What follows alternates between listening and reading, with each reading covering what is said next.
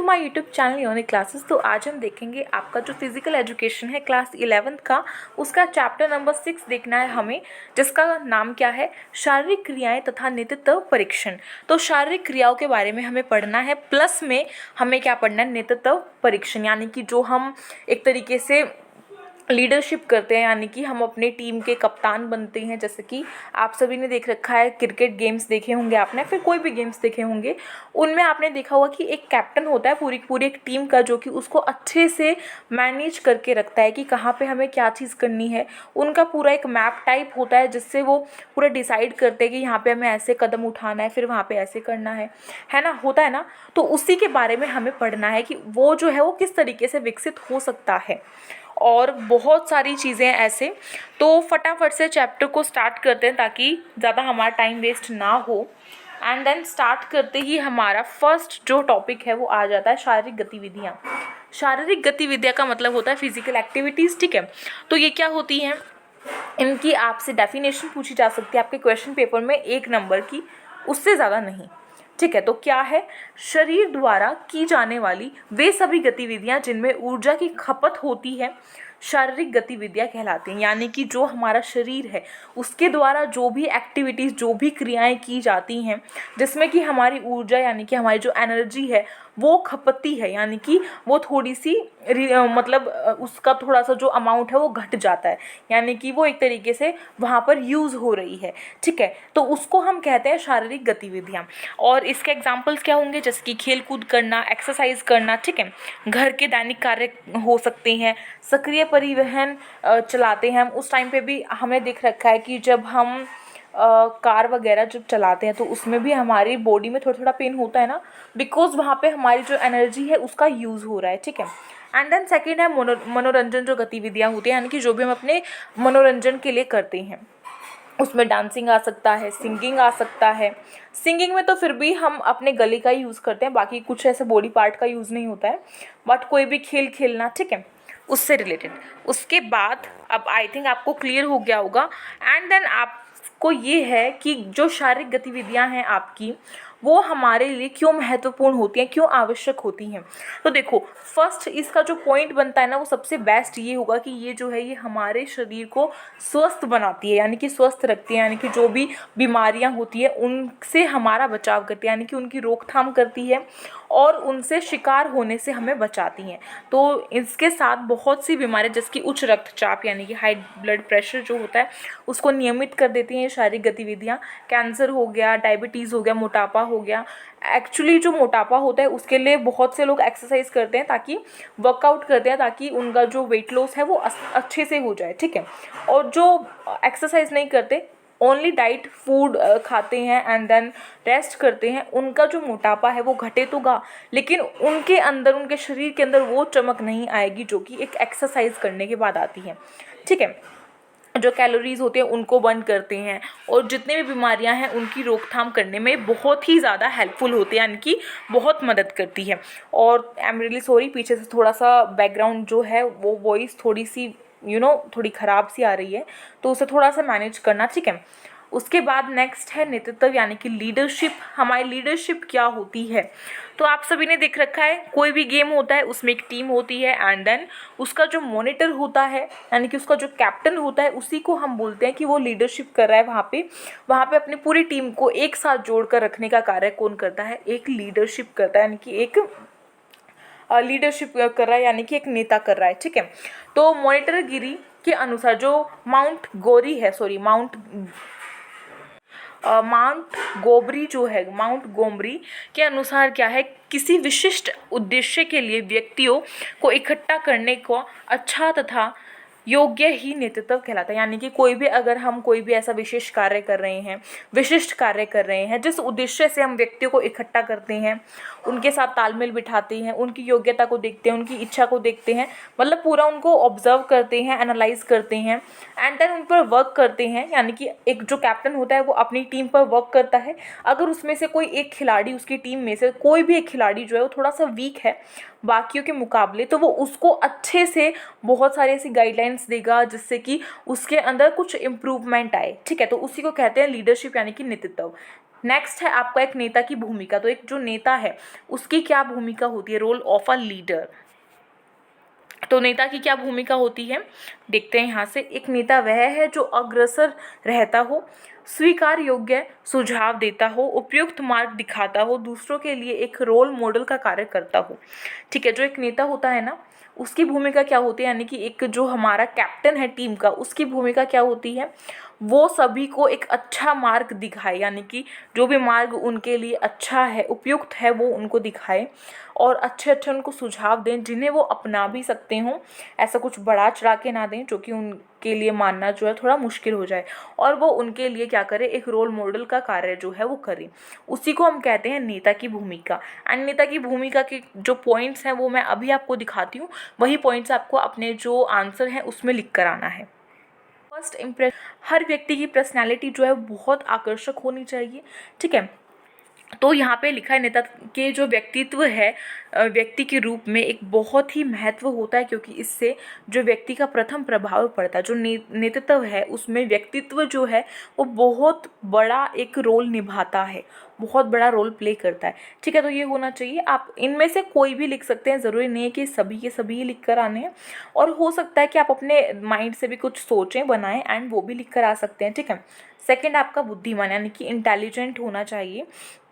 क्या है, एक शारीरिक शिक्षा के नेता में बुद्धिमानी होनी चाहिए। वास्तव में बुद्धिमत्ता व्यक्ति ही वह योग्यता होती है। ठीक है, जो जो शारीरिक शिक्षा में एक नेता का रोल जो है वो अदा करता है, वो प्ले करता है, तो वो बुद्धिमान होना ही चाहिए। बिकॉज देखो, अगर हम इंटेलिजेंट नहीं है, इंटेलिजेंट का मतलब ये नहीं होता है कि ओनली वो पढ़ाई में ही इंटेलिजेंट हो। जो बुद्धिमान व्यक्ति होता है वो हर चीज़ में बुद्धिमान होता है। ऐसा नहीं है कि उसे खाली पढ़ाई में होना है, बाकी सारी जो चीज़ें होती है उसमें उसे होना होता है। ठीक है, बुद्धिमान वही होगा जो सही टाइम पर सही डिसीजन लेगा, है ना। अब ऐसा तो नहीं है कि जिसको डिसीजन लेना ही नहीं आता हम उसको ले जाकर खड़ा कर दें नेता के पद पर, तो क्या होगा, फिर पूरी जो टीम है ना वो डगमगा जाएगी, क्योंकि एक टीम जो है वो एक नेता के सपोर्ट से ही पूरी हो पाती है, एक कैप्टन के सपोर्ट से ही पूरी हो पाती है। ठीक है, उसके बाद है जिसके द्वारा वह विभिन्न समस्याओं का संभावित हल ढूंढने योग्य, यानी कि कोई भी अगर उसके आगे मुसीबत आती तो फटाफट से वो उसका जो हल है वो निकाल लेगा। शारीरिक शिक्षा के बुद्धिमान नेता के लिए वरदान सिद्ध होता है। जो शारीरिक शिक्षा है उसमें एक नेता के लिए जो बुद्धिमानी है वो क्या है, वो एक वरदान के रूप में साबित होती है। नेक्स्ट है फिर आपका रचनात्मक, यानी कि क्रिएटिव होना चाहिए। कैसे, शारीरिक शिक्षा के क्षेत्र में एक नेता को रचनात्मक या सृजनात्मक होना चाहिए। ऐसा नेता कई तकनीकों का या विचारों का प्रतिपादन कर सकता है जो शारीरिक शिक्षा के क्षेत्र में नितांत आवश्यक है। देखो, जो हमारे शारीरिक शिक्षा के क्षेत्र होते हैं उसमें जो भी वो नेता होते हैं या जो भी कैप्टन्स होते हैं उनको क्रिएटिव क्यों होना चाहिए, क्योंकि अगर वो क्रिएटिव नहीं होगा तो वो नई नई जो तकनीक हैं उनका प्रयोग नहीं कर पाएगा, उनको नहीं खोज पाएगा, या फिर अपने विचारों में कुछ ऐसा बदलाव करे कि जिससे जो उसकी टीम है उसको आसानी हो, ऐसा नहीं कर पाएगा। तो अगर वो क्रिएटिव नहीं होगा तो फिर टीम को थोड़ी सी मुसीबत झेलनी पड़ सकती है। ठीक है, उसके बाद फिर है कर्मठ। कर्मठ क्या है, शारीरिक शिक्षा के क्षेत्र में एक नेता के लिए कर्मठ होना अति आवश्यक होता है। वास्तव में इस व्यवसाय की मौलिक आवश्यकता है। कर्मठ का अर्थ होता है कि वो थके ना, यानी कि ऐसा तो नहीं है कि भाई वो कभी भी नहीं थकेगा। हर व्यक्ति के अंदर एक जो थकान होती है वो तो कभी ना कभी आती है किसी ना किसी स्थिति में, लेकिन ऐसा नहीं होना चाहिए कि जो कैप्टन है टीम का अगर वो सबसे पहले थक जाता है तो फिर क्या होगा, फिर वो मैच जीत ही नहीं पाएंगे, या फिर ऐसा हो कि वो थोड़ा सा ही काम करे और तभी थक जाए, ऐसा भी नहीं होना चाहिए। ठीक है, नेक्स्ट है फिर आपका मैत्री व स्नेही होना चाहिए, यानी कि अगर वो अपनी टीम के साथ फ्रेंडली होगा तो वो उन्हें अच्छे तरीके से लीड कर सकता है। ठीक है, यानी कि उसका जो स्वभाव है वो मित्रतापूर्व होना चाहिए। इससे क्या होता है, इससे जो भी अगर उसे अपनी बात रखनी है, जो भी अपना तर्क रखना है, उसको सुनने के लिए सब इंटरेस्टेड होंगे। ठीक है, लेकिन अगर ऐसा हो कि वो काफ़ी रूड बिहेव करता है या फिर वो ऐसा दिखाता हो कि भाई मैं कैप्टन हूँ और मेरी ही चलेगी, तो इसमें जो है इसमें फिर थोड़ा सा जो टीम है ना, टीम के जो भी मेंबर्स होते हैं ना, उनको थोड़ा अजीब लगने लगेगा, वो उनकी बातों पे भी इतना ध्यान नहीं देंगे। लेकिन अगर वो फ्रेंडली शो करेगा अपने आप को और वो ऐसा शो करेगा कि मैं इस टीम का कैप्टन तो हूँ बट आप सभी के साथ फ्रेंडली हूँ, तो क्या होगा, उससे टीम को भी बहुत अच्छा एक सपोर्ट जो है वहाँ से मिलेगा। नेक्स्ट फिर है अच्छा स्वास्थ्य।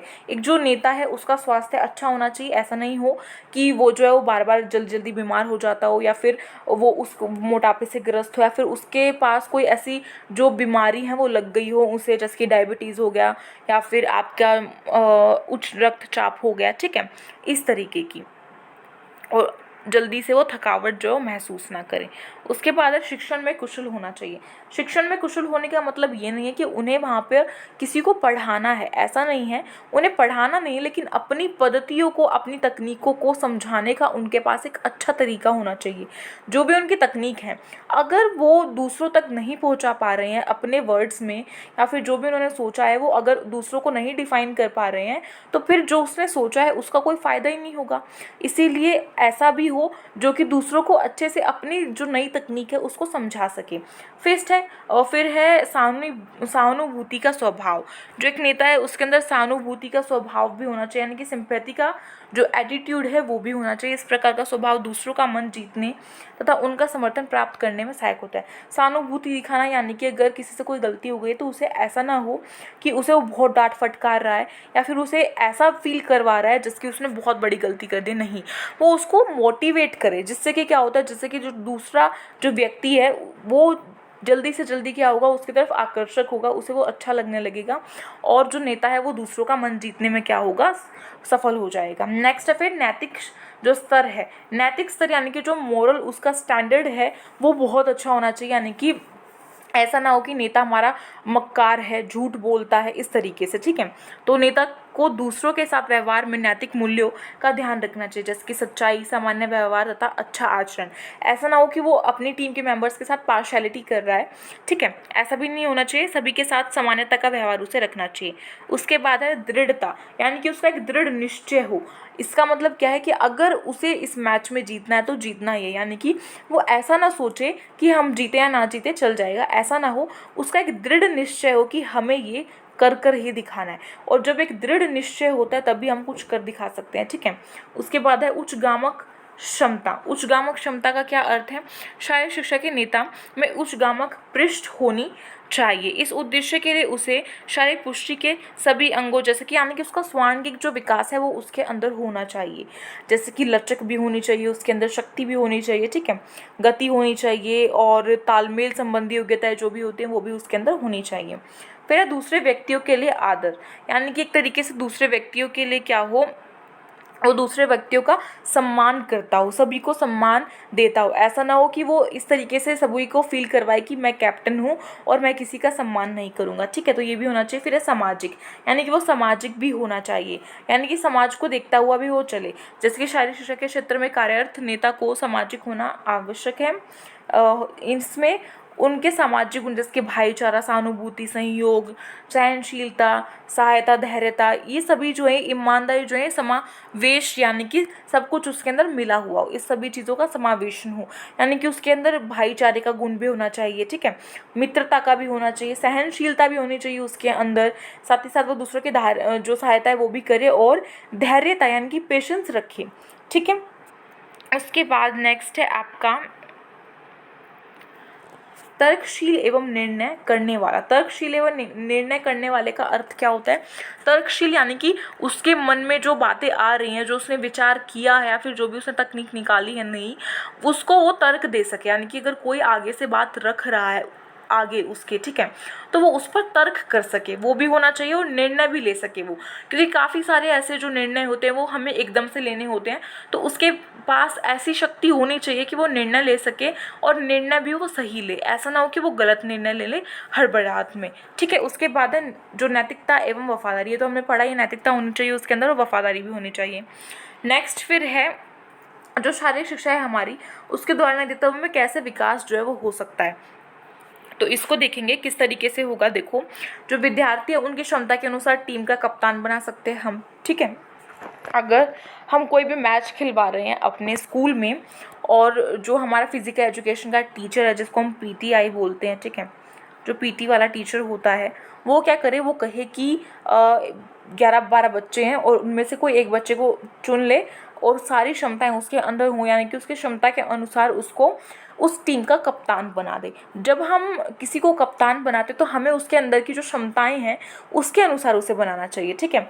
उसके बाद छात्रों को अपनी टीम के लिए फैसले लेने का अवसर प्रदान करना, यानी कि जो टीम है उसके लिए क्या उसे निर्णय लेने हैं, फैसले लेने हैं, वो प्रदान करना, तभी एक नेता जो है वो बन सकता है, ठीक है। उसके बाद विभिन्न कार्य करने के लिए छात्रों द्वारा निर्देशित अलग कमेटियाँ व छोटे समूह करना, यानी कि जो भी अलग अलग कार्य करने उनके लिए उनको इजाज़त हो कि वो छोटे कमेटियाँ या फिर छोटे समूह बना सकते हैं, जिससे कि क्या होता है, जिससे कि जो बच्चे हैं उनकी क्रिएटिविटी नज़र आती है, ठीक है। उसके बाद है जो छात्र हैं उनको अधिक जिम्मेदारी सौंपना, जैसे कि खेल गतिविधियों के दौरान विभिन्न काम बांट देना, यानी कि जो भी खेल गतिविधियाँ होती है उसके दौरान उन्हें ये चीज़ें बांट देनी कि अगर किसी बच्चे की तबीयत खराब होती है तो आपको उसकी लीव वगैरह लिखनी है और प्रिंसिपल से आपको उससे उसकी बात करनी है, फिर मैम से बात करनी है, ठीक है। इस तरीके से हम बांट सकते हैं।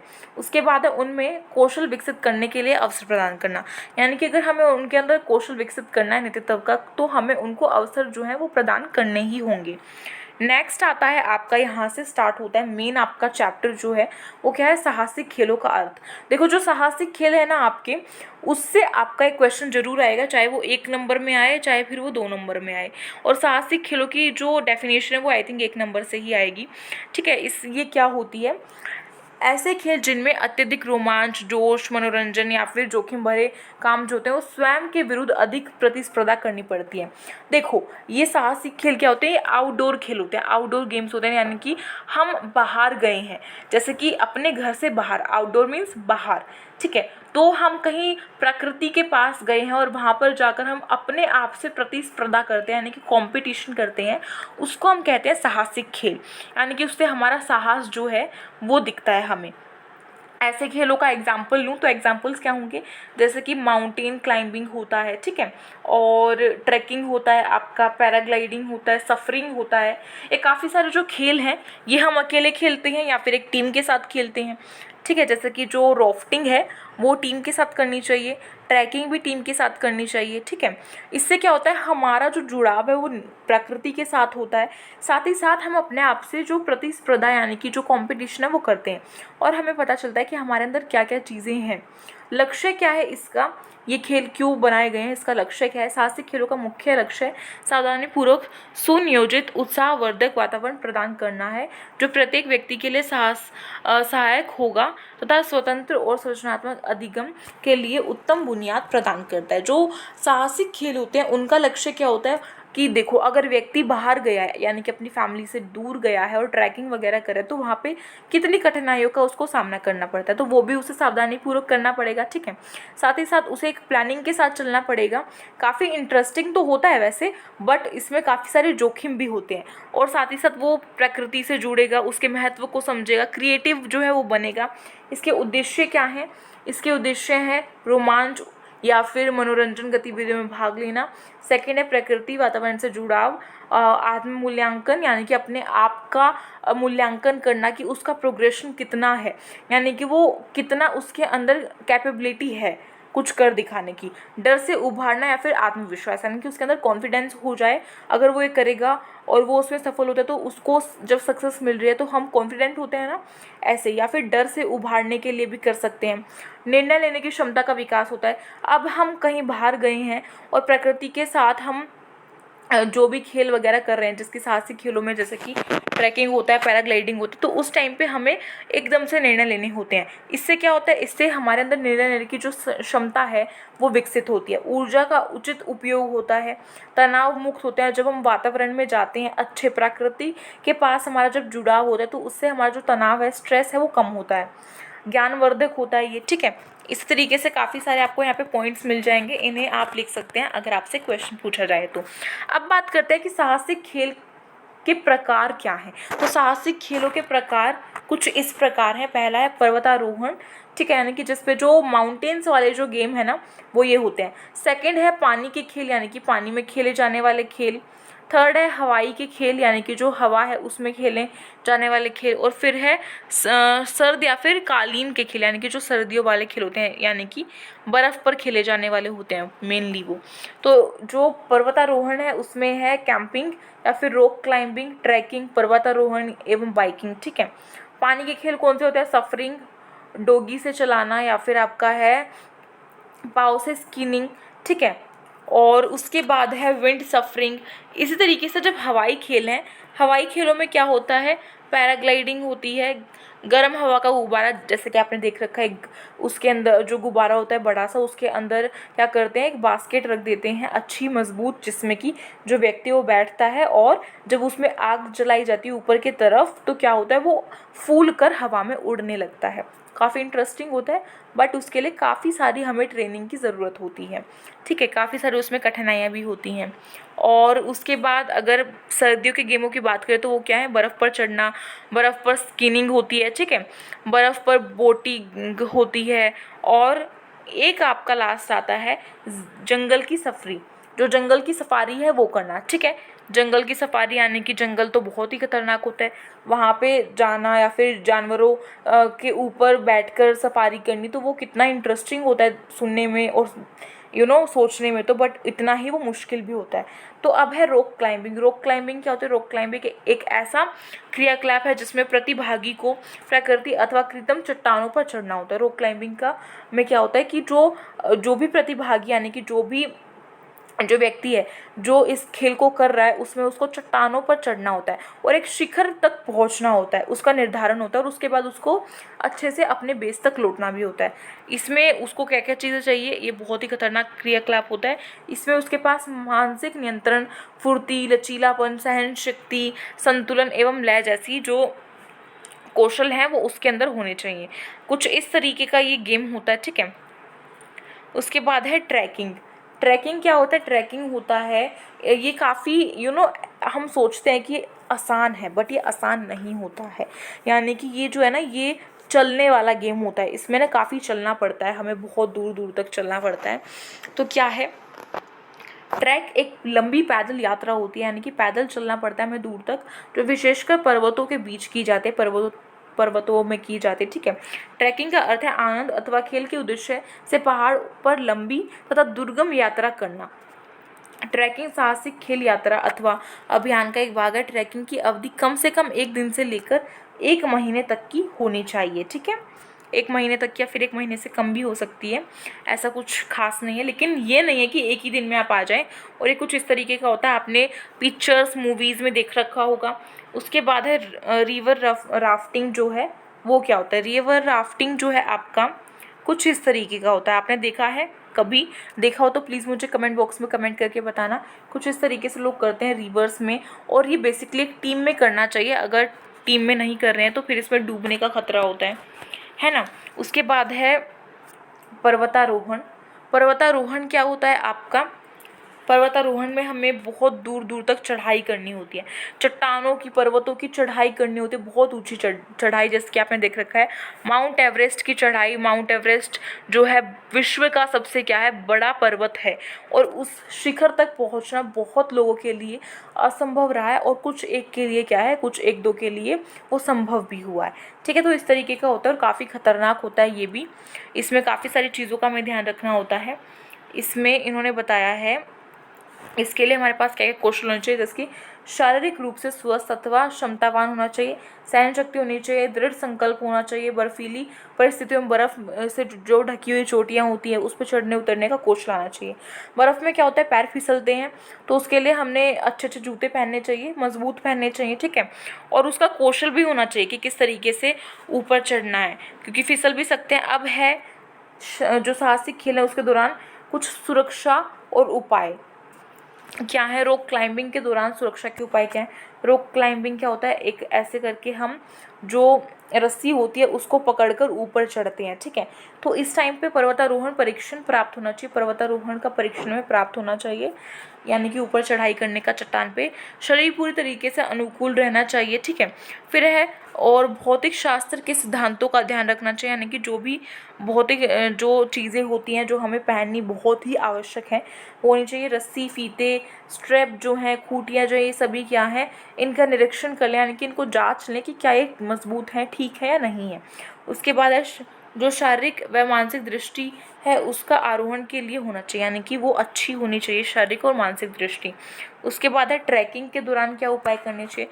तो ट्रैकिंग आप सभी ने देख रखा है कि इस तरीके का होता है, एक लंबी पैदल यात्रा होती है, तो उसके दौरान हमें सबसे पहली बात तो जूते जो हैं वो अच्छे पहनने चाहिए। फिर है जब हम ट्रैकिंग करें तो हमें फूल या फिर फल जो है वो ना खाएं।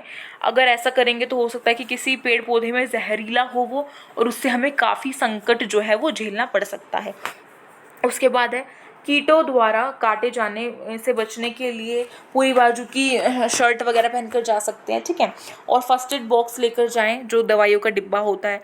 और हृदय तथा फेफड़े संबंधी बीमारियों से पीड़ित व्यक्ति ट्रैकिंग ना करें, ठीक है। उसके बाद है गंतव्य स्थान की मौसम रिपोर्ट के अनुसार ही जानकारी लेकर जाएं, यानी कि जहाँ पर भी आप जाना चाहते हैं वहाँ का पहले मौसम चेक कर ले, क्लाइमेट चेक कर ले कि कैसा रहने वाला है। हो सकता है कि आप चले जाएं और बारिश हो जाए तो फिर क्या करेंगे आप, फिर तो दिक्कत हो जाएगी। उसके बाद है आवश्यक सामग्री साथ लेकर जानी चाहिए आपको, जो भी आवश्यक सामग्री होती है। हो सकता है अब ट्रैकिंग करें तो रात को भी कहीं पर ठहरना पड़ेगा, उसके लिए आप सभी को एक तो पानी लेकर जाना चाहिए, कुछ खाने पीने का लेकर जाना चाहिए, प्लस में आप कैंपिंग भी करेंगे ट्रैकिंग के साथ साथ, क्योंकि कैंप भी लगाकर हमें एक रात वहाँ पर ठहरना पड़ेगा एंड आगे की फिर सुबह हम करेंगे, ठीक है। तो ये सारी चीज़ें आपको लेकर जानी चाहिए। उसके बाद है बरसात के मौसम में ट्रैकिंग ना करें। बरसात के मौसम में अगर आप ट्रैकिंग करते हैं तो बहुत ही मुश्किल होगा करना, पानी पानी होता है। और नेक्स्ट है आपका रिवर राफ्टिंग के दौरान क्या जो चीज़ें हैं उनका ख्याल रखना चाहिए। तो रिवर राफ्टिंग के टाइम पे अकेले जाने से बचें।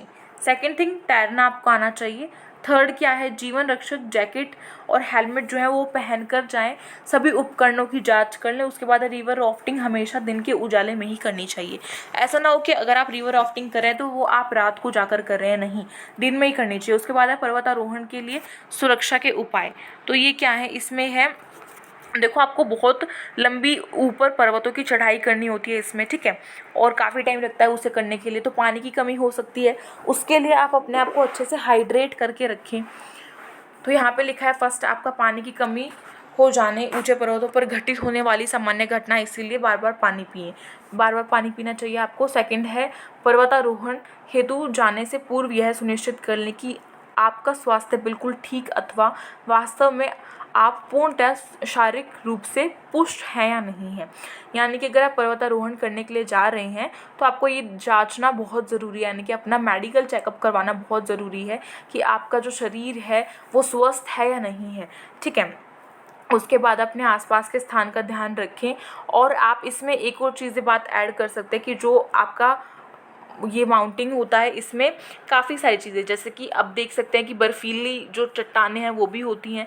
तो उस टाइम पे क्या होता है, उस टाइम पे जब तापमान जो है उसके अधिकतम कम हो जाने की वजह से क्या हो सकता है, एक रोग हो सकता है आपको, हाइपोथर्मिया। हाइपोथर्मिया का शिकार होने से बचें, इसलिए अपने आप को सूखा और गर्म रखें। गर्म कपड़े पहन कर जाएँ, मोटी मोटी जैकेट्स डाल कर जाएँ, ठीक है।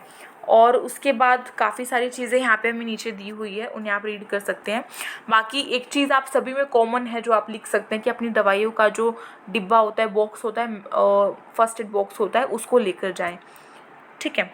उसके बाद है नेक्स्ट आपका शारीरिक क्रियाओं के दौरान उपाय, यानी कि शारीरिक क्रिया, यानी कि जो भी हम शारीरिक क्रिया करते हैं उनको करने से पहले हमें क्या क्या जो सुरक्षा के उपाय हैं वो करने चाहिए। ऐसा तो नहीं है कि एकदम से हम बहुत ही ज़्यादा जो एक्सरसाइज है वो करनी स्टार्ट कर देंगे, ऐसा करना बहुत ही गलत होगा। इस पर हमारी जो बॉडी है उस पर बहुत बुरा इफ़ेक्ट पड़ता है इस चीज़ का। तो फर्स्ट आपको क्या करना है, फर्स्ट आप सभी को पता है कि जब हम कोई भी छोटी मोटी एक्सरसाइज करते हैं तो उसके लिए हमें वार्म अप करना चाहिए, यानी कि अपने शरीर को गरमाना चाहिए। शरीर को गरमाना कम से कम 5 या फिर 10 मिनट, ठीक है। उसके बाद फिर जो अपनी शारीरिक क्रिया है उसे करना प्रारंभ करें एंड उसके बाद जब वो ख़त्म हो जाए तो अपने शरीर को क्या करें, अनुकूलित रखें, यानी कि शीतलीकरण करें या फिर कूल डाउन करें। इसको इंग्लिश में कूल डाउन बोलते हैं, हिंदी में शीतलीकरण या फिर शरीर को अनुकूलित करना। ठीक है, इसमें क्या होता है, इसमें हल्का हल्का दोबारा से आपको नीचे की तरफ ऐसे थोड़ा हल्की हल्की एक्सरसाइज करते हुए अपनी बॉडी को रिलैक्स करवाना है। रिलैक्स जो पोजीशन होती है उसमें एकदम से नहीं आना है। उसके बाद है, कोई भी अगर आप शारीरिक क्रिया कर रहे हैं उसको करने में ये तो नहीं है कि जल्दी जल्दी करनी स्टार्ट कर देंगे या फिर एकदम से बहुत भारी भारी चीज़ें करेंगे, नहीं। आपको धीरे से शुरुआत करनी है और फिर आगे बढ़ते बढ़ते बढ़ते बढ़ते फिर आप बड़ी चीज़ पर आएंगे। पहले धीरे धीरे शुरुआत करनी है। उसके बाद है, अपने शरीर की सुने, अर्थात अगर आप बीमार हैं या फिर आप थक गए हैं एक्सरसाइज करते करते तो फिर एक्सरसाइज करना बंद कर दें, शारीरिक क्रिया करना बंद कर दें, वरना आप बीमार पड़ जाएंगे। उसके बाद है, शारीरिक क्रियाओं के दौरान निर्जलीकरण की समस्या से बचने के लिए पर्याप्त पानी पिए।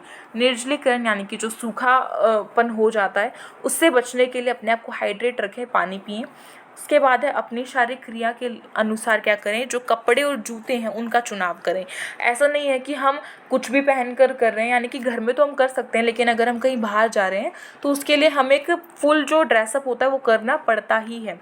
देखो उसमें काफ़ी सारी चीज़ें होती है, जिसके आपके शूज़ जो हैं वो अच्छे होने चाहिए। ऐसा नहीं है कि आप स्लीपर्स पहन कर रहे हैं, फिर चप्पल पहन कर रहे हैं या फिर सैंडल्स पहन कर रहे हैं, ऐसा नहीं करना। जूते पहनकर ही करनी चाहिए। और जूतों को क्या करें, हर 6 महीने में आप अपने जूतों को बदले, अगर आप लगातार शारीरिक क्रिया यानी कि एक्सरसाइज करते हैं तो। उसके बाद क्या है, ज़्यादा गर्म जो वातावरण है उसमें कोई भी शारीरिक क्रिया नहीं करनी चाहिए, इससे निर्जलीकरण की समस्या होती है। और ज़्यादा ठंडे वातावरण में भी नहीं करनी चाहिए, इससे हाइपोथर्मिया की प्रॉब्लम हो सकती है। उसके बाद फिर है, खेल चोटों को रोकने के लिए सुरक्षात्मक उपाय क्या हो सकते हैं। तो क्या होंगे, उपयुक्त शारीरिक दशा होनी चाहिए आपकी।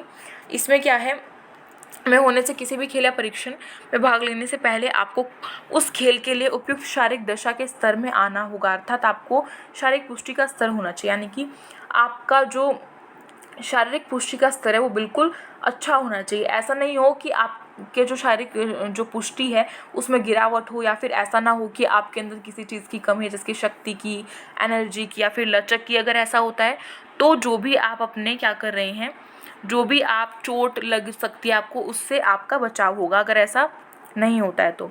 उसके बाद नेक्स्ट है आपका, सुरक्षात्मक उपकरणों का प्रयोग करें।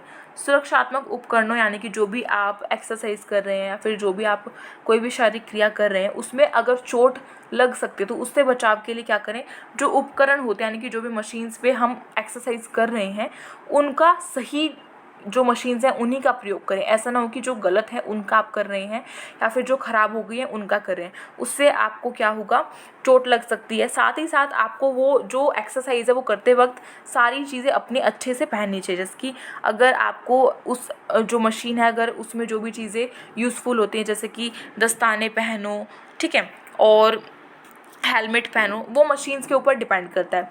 उसके बाद है नेक्स्ट आपका, खेलने से पूर्व शरीर को गरमाना। ये तो मैंने बता दिया आपको कि अगर आप कोई भी क्रिया करें या फिर कहीं भी खेलने जा रहे हैं, जैसे कि अगर हम कोई दौड़ करवाते हैं, रेस करवाते हैं, तो उसके लिए भी पहले हमें वार्म अप करना पड़ता है, अपने शरीर को गरमाना पड़ता है। उसके बाद है प्रचुर मात्रा में नींद लेना, यानी कि आपने सुना होगा कि अगर हम एक्सरसाइज करें या फिर अगर हम वेट लॉस करना चाहते हैं तो हमें एक अच्छी नींद जो है उसकी भी आवश्यकता होती है। ऐसा नहीं है कि हमें पूरे दिन सोते ही रहना है, या फिर ऐसा भी नहीं है कि हम 2 ही घंटे सोएं। हमें एक पर्याप्त मात्रा में नींद लेनी चाहिए, यानी कि 8 से 9 घंटे की हमारी नींद जो है वो होती है और वो हमें लेनी चाहिए, ठीक है। उसके बाद है, अति भार ना करें, यानी कि अति भार ना करें का अर्थ क्या है, यह अत्यंत महत्वपूर्ण है कि आपको हमेशा अपने शरीर की सुननी चाहिए। जब भी आप कोई खेल कर रहे हैं उसको धीरे धीरे शुरू करें और फिर लास्ट तक जो है धीरे धीरे उसको बढ़ाएं। ऐसा ना हो कि जल्दी से आप एकदम से बहुत ज़्यादा कर रहे हैं, तो वही वाली बात हो गई यहाँ पे। उसके बाद है, अपनी तकनीकों को बढ़ाएं, यानी कि अपनी तकनीक जो है आपकी उनमें इम्प्रूवमेंट करें, उनको इंक्रीज़ करें। ऐसा ना हो कि आप जिस लेवल पर हैं आप उसी पर रह जाएं। इसका अर्थ ये भी नहीं होता है, इसका अर्थ ये होता है कि आप जो कार्य कर रहे हैं उसको धीरे धीरे आपको इंक्रीज़ करना है, ठीक है। बहुत थोड़ा सा चैप्टर बचा है आपका। नेक्स्ट है आपका, अपने शरीर को हाइड्रेट रखें। वही पॉइंट्स है जो मैंने अभी आपको ऊपर एक्सप्लेन किए थे। उसके बाद है ठंडा करना या कूल डाउन करना, ठीक है। ये सभी मैंने आपको बताया है अभी। खिंचाव वाली क्रियाएं करना, अगर आपको नहीं समझ में आया है तो आप क्या करेंगे, थोड़ा सा इसको रिवाइंड करके देख सकते हैं। तो देखो, खिंचाव वाली जो क्रियाएं हैं उससे करने का अर्थ क्या है, शरीर में चोटों को रोकने के लिए आपके अंदर क्या होनी चाहिए, लचक होनी चाहिए। और लचक और ये गामक पुष्टि, ये सभी चीज़ें आपने अपने टर्म 1 में पढ़ी हैं, इसीलिए मैं यहाँ पे एक्सप्लेन नहीं कर रही हूँ क्योंकि ये वीडियो जो है काफ़ी लॉन्ग हो जाएगी। ठीक है, तो जो शरीर है उसमें क्या होनी चाहिए, लचक जो है वो अति आवश्यक होती है अगर आप किसी भी चोटों को रोकना चाहते हैं तो शारीरिक क्रिया करते समय। ठीक है, जैसे कि अगर आप मान लीजिए कोई भी एक्सरसाइज करें जिसमें खिंचाव हो रहा है, आपके हाथों का जो खिंचाव है वो हो रहा है, उस टाइम पे क्या हो, अगर आपके अंदर लचक नहीं है तो हो सकता है कि आपके हाथ में मोच आ जाए। ऐसा होना बिल्कुल मुमकिन है। या फिर हो सकता है कि अगर आप पैरों की कोई एक्सरसाइज कर रहे हैं और उसमें एकदम से झटका लगने पर मोच आ जाए, या फिर उसमें जो गम चोट है जिसको हम गुम चोट बोल देते हैं, यानी कि जो दिखती नहीं है, अंदर ही अंदर अंदरूनी चोट जो होती है वो हो सकती है। ठीक है, तो ये सारी चीज़ों का आपको ध्यान रखना है। उसके बाद है विराम लेना, यानी कि ऐसा नहीं है कि निरंतर अपनी जो एक्सरसाइज है उसको करते रहें, आपको थोड़ा सा वेट करना पड़ेगा, बीच में थोड़ा सा रेस्ट आपको करना बहुत ज़रूरी है। ठीक है, तो विराम लेना बहुत ज़रूरी होगा। ऐसा नहीं है कि पूरा टाइम आप लगातार 2-3 घंटे एक्सरसाइज करें, बीच में थोड़ा थोड़ा ब्रेक लेना ज़रूरी है। उसके बाद है किसी भी खेल के नियमों को जानना, यानी कि अगर आप जो भी खेल खेल रहे हैं तो उसके नियमों को जानना आपको ज़्यादा आवश्यक होता है। और साथ ही साथ जो भी अगर आप खेल खेल रहे हैं, फॉर एग्जांपल अगर आप फुटबॉल खेल रहे हैं या फिर आप क्रिकेट खेल रहे हैं, तो जो भी उसमें चीज़ें पहनकर खेलनी होती है उन्हें पहनकर खेलिए। वरना क्या होगा, अगर आप क्रिकेट खेल रहे हैं और बॉल आई और आपके पैर पर लग गई, घुटने पर लग गई, तो उस पर क्या होगा, चोट लग जाएगी। इसलिए ये सारी चीज़ें आपको पहनकर खेलनी चाहिए। दर्द की दशा में ना खेलें, और अगर आपको दर्द हो रहा है, कहीं पर चोट लगी हुई है, तो उस टाइम पर आपको नहीं खेलना चाहिए। उसके बाद है स्वास्थ्यवर्धक आहार खाएं, यानी कि पौष्टिक खाना खाएं, जिससे कि क्या हो कि जो आपका स्वास्थ्य है वो अच्छा रहे। ठीक है, उसके बाद है खेल जो है उसमें थेरेपिस्ट के पास समय समय पर चेक करवा, अपना जो चेकअप है वो करवाएं, यानी कि जो खेल थेरेपिस्ट होता है उससे अपना चेकअप करवाएं कि आपकी बॉडी इस टाइम पे ठीक भी है या नहीं है। ठीक है, यहाँ से आपका जो चैप्टर है वो पूरा कंप्लीट हो जाता है। ये चैप्टर नंबर जो 6 था आपका मेरी तरफ से पूरा कंप्लीट है फिजिकल एजुकेशन का, इन वन शॉर्ट वीडियो। तो अगर वीडियो पसंद आए तो प्लीज़ इस वीडियो को लाइक कीजिएगा, अपने फ्रेंड्स में शेयर कर दीजिएगा। एंड अगर आप न्यू हैं तो प्लीज़ सब्सक्राइब कर लीजिए हमारे चैनल को, साइड में जो बेल आइकन है उसे कर दीजिए प्रेस, जिससे कि न्यू वीडियोज़ की नोटिफिकेशन आए।